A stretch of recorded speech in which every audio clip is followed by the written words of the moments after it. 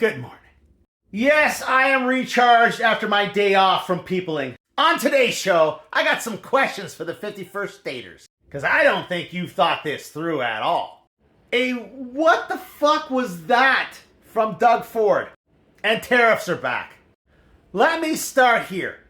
If fuck around and find out needed ED medication, that's what this is. You all know I was on board with shutting down the power to the US. Like, I'm on board with shutting it down for the rest of the winter. Oh, but AJ, people would die. That's the find out part of fuck around and find out. Yes, I know it's harsh. So I agree with those saying it should just be intermittent.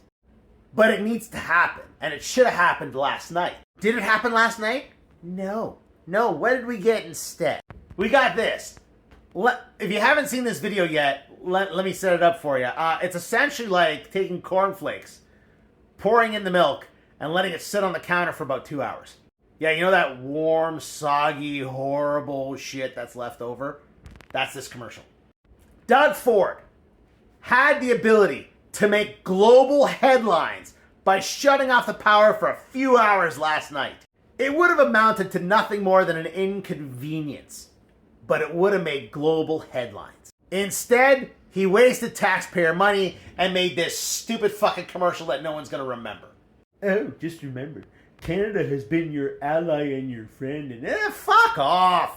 He was that close from getting my vote. He was that close to proving me wrong and showing me that he had the balls to stand up to Trump. Instead, waste taxpayer money on this piece of shit. Once the threat of inconvenience went away, the tariffs came back. Now, to be fair, these are global tariffs on steel and aluminum imports. But, as many of you seem to be painfully unaware, Canada produces a fuck ton of steel and aluminum.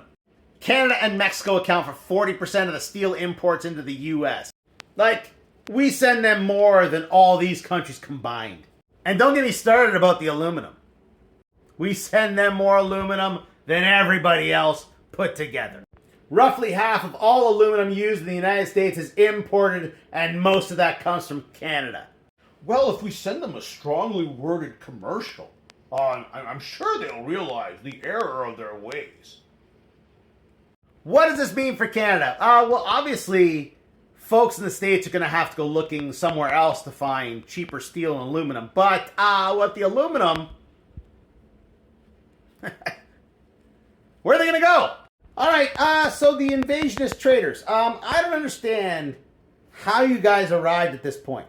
I made this, by the way. You won't find this online. But really, how did you come to the conclusion that you would get all these benefits that you have fabricated in your mind? See, I used the flag of Puerto Rico as a basis for the 51st state flag. Because we wouldn't be a state. We would become a territory like Puerto Rico. See, off the hop, you have to understand this, and I'm sure conservatives really understand this. Many Canadians, I dare say most Canadians, would vote Democrat in an election. So they would not give us the right to vote. Just like Puerto Rico does not have the right to vote. Now, some of you said, U.S. citizenship would be a benefit. But they're in the middle of getting rid of birthright citizenship, which means, you won't get any. Why the fuck would you think you're going to get citizenship? Oh, but they got better health care.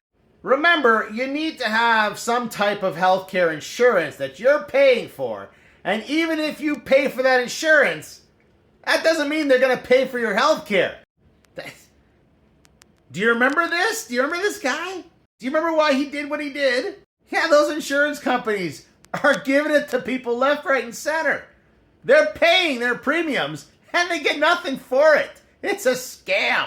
Also, you'll have, no constitutional rights anymore. Like, the Canadian Constitution will be out the window. And since you're not going to be an American citizen, the U.S. Constitution won't apply to you. Don't even get me started about losing all your property rights. If the U.S. comes in and takes over Canada, your property rights, which are registered with the Canadian government, that all goes away. Just because you, on a personal level, may think this is a fantastic idea, that doesn't mean they're going to give you any favorable treatment. It's time to wake up. This isn't a joke. It's not funny. This guy's not your friend. He's not coming to help you no matter how much you may like him. The US will walk over the bones of the resistors to come and take your shit.